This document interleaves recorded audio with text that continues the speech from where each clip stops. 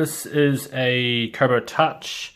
It's the original one. It's not like a Touch 2.0. You can see here I've got a blueflyvario that's been all soldered on.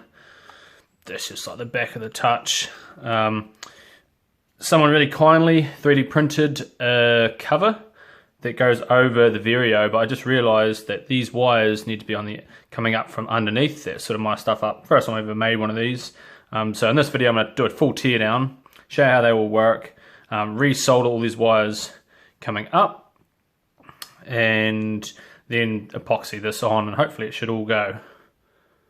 So to take what am I going to do first? I might desolder these wires. So if you know how to desolder your wires, it's up to you. I'm just going to do that, not on video, and then I'll show you how to take the rear cover off. To take the rear cover off, I'll just move that thing out of the way. You're going to need something like really thin and flat. This is a cake icing thingamajig. I don't know, it's my wife's. It's used for icing cakes, but it's also great for taking the covers off this Kobo. And you might want to use like a really small flat screwdriver. It's a bit fiddly, but ooh, I've already managed to take a little bit off this actually from previous time. So I left that unlocked by accident last time. So all I do is I just slide my thing in the bevel. Usually use like a tiny screwdriver or a knife to open up, and you just go around the side and you just click it. Although I might have actually broken some of the locks, have I? Oh, maybe, I don't know.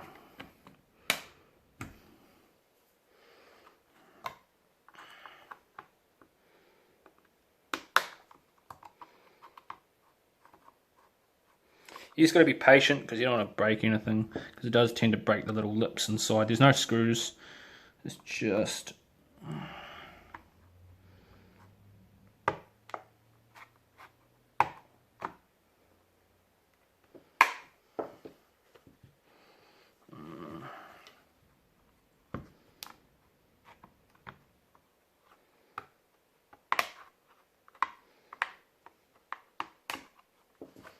It might be enough just to pop it off.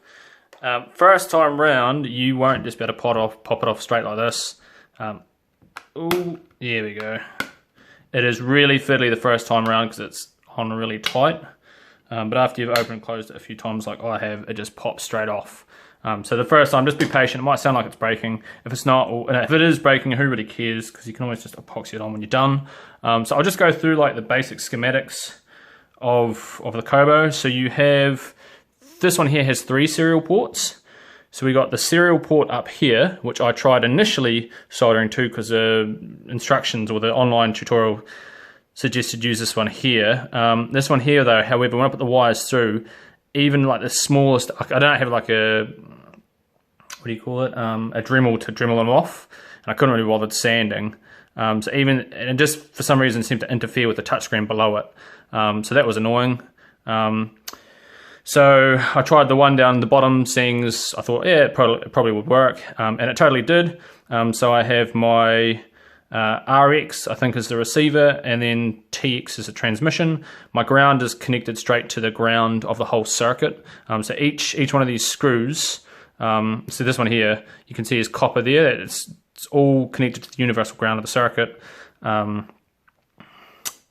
Yeah, so what I'm going to do now is I'm going to disconnect the battery. So the battery just comes straight off, because you don't want to touch, if you touch any of this here, you got to be real careful you don't short anything, because that's a microchip, that's a chip, that's another microchip.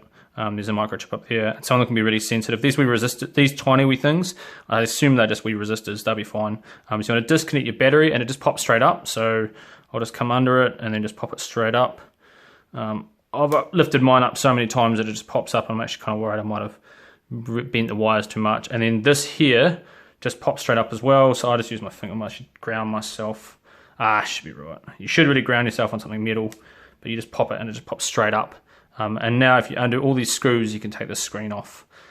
So what I'm going to have to do is, I've already desoldered my wires off camera. I'm going to undo this screw, this screw, this screw.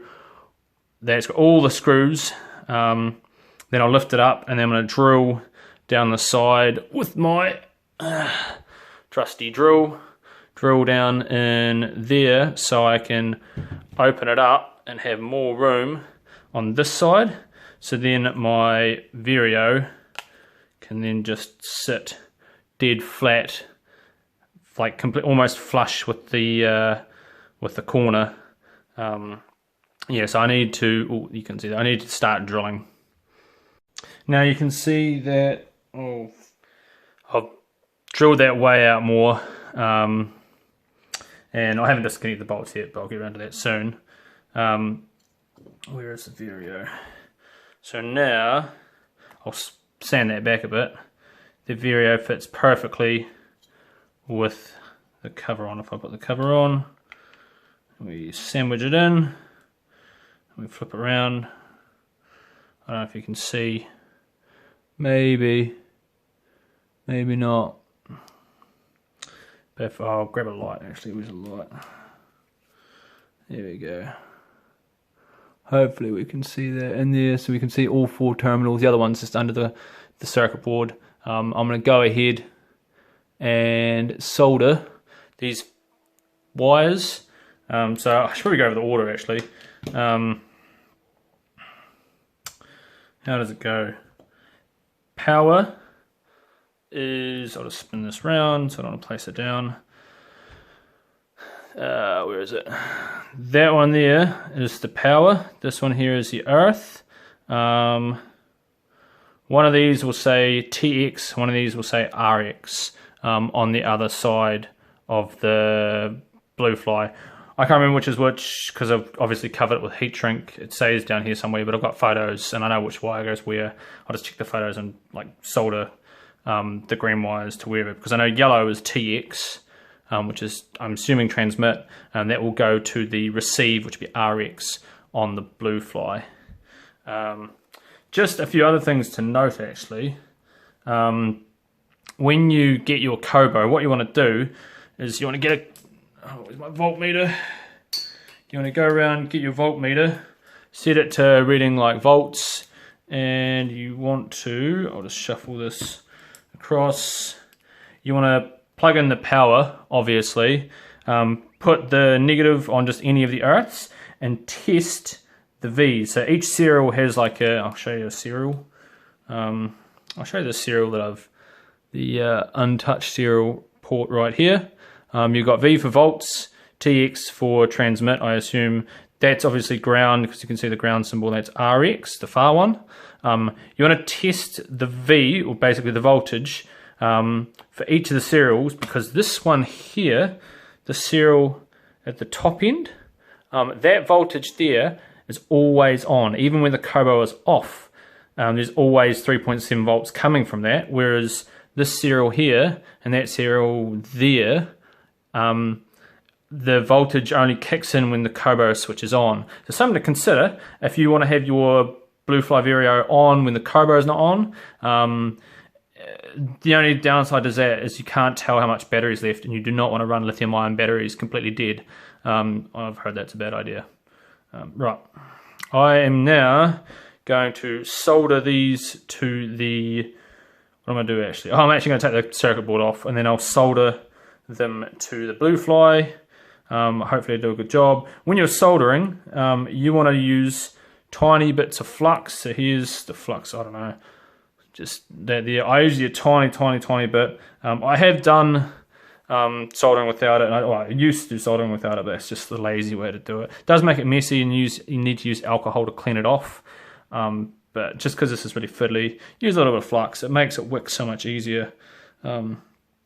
Although using flux in circuit boards is not a super great idea. Well, I don't know, probably. Now, as you can see, I've managed to successfully solder the Vario. You can see that. I'll try and focus in on that. There we go. I've managed to solder, like desolder, then resolder it back on. So now it's completely flush with the board when I press it down. I managed just to push them back a little bit. It's really fiddly. If you try and do this only once, don't try and do it like 3 times like I've done. It's a bloody hassle. Before you go put your lid back on, what you want to make sure you do is turn on the Kobo and make sure it runs. It always pays to pre-install XE-Saw on your Kobo before you start soldering your blueflyvario on. Otherwise, you can't really test it as you go. So if I go fly, and then I'll need to just turn the Vario on, so just press the power button, and then away we go. And then you can see, I'll just go Alt Vario, set up. I'll just choose, I don't know, that'll be fine for the Q&H. Select. There we go, so you can see move it up, down, up, down. Okay, hold on. Drop it off camera. Yeah, I think what I might need to do is cut this heat shrink back, cut it right back, because the Vario is right here. As you can see, I tap it. If I tap it, oh, okay, maybe not. It's right under there. It was working really good before, but I think it's just because I've heat shrinked it tighter.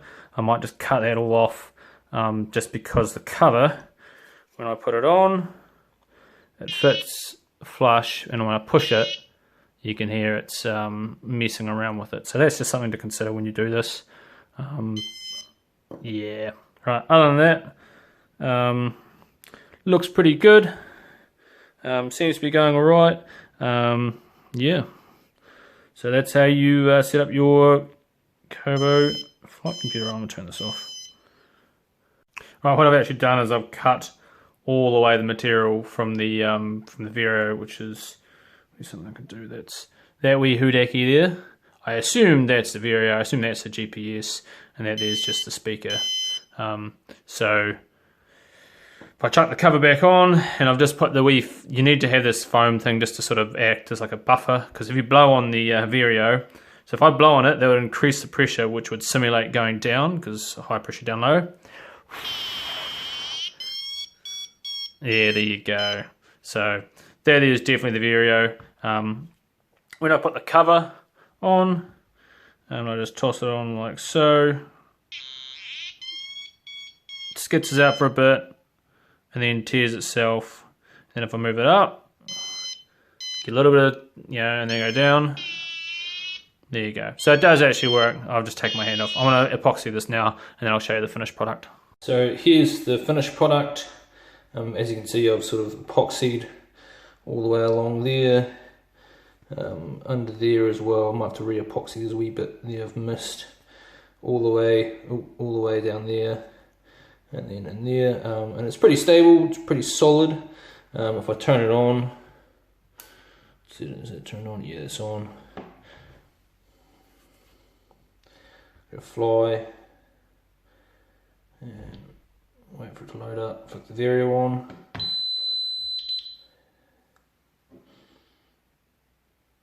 And I'll just set the Q&H to set it to standard atmospheric pressure. That'll do 113.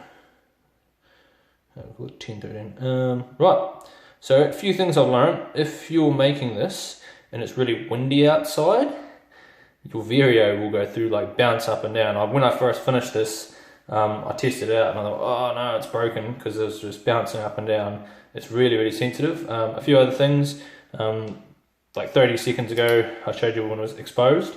That wee Vario chip, I did some research, and it's UV sensitive, or light sensitive. It's just a wee piezoelectric diaphragm, which is actually really similar how to, I think, most pressure sensors work. They just have a wee piezoelectric sensor, which is pretty interesting. So you need that styrofoam to block any light. And if I move it up and down, you can see it does respond really, really accurately. I'll try and bring it up as quick as I can. Oh, not quite. I might just move the camera and then lift it off the ground to show you how the buzzer works. Drop down. There we go. Move it up. So it's pretty impressed with it. Only like a few things that I'd recommend when you do this, or if you make one of these. This Kobo Touch has a lot of ghosting. Quite a lot of ghosting, as you can sort of see, which is really annoying. But the instruments on both sides don't really have that problem. if I go into like, I don't know, I'll go to the system and maybe look at, and then right, if I go back, so hit the home button and go back, oh, that doesn't work actually, go close, you can see the ghosting on the screen. You'll get this with a lot of the older Kobos. If I was going to do this again, I probably would have forked out a little more and used the Kobo Glow HD. But this is my first flight computer, so I'm not that worried about it. Other than that, it's pretty good. If you have any questions, just chuck them in the description and I'll try and answer them.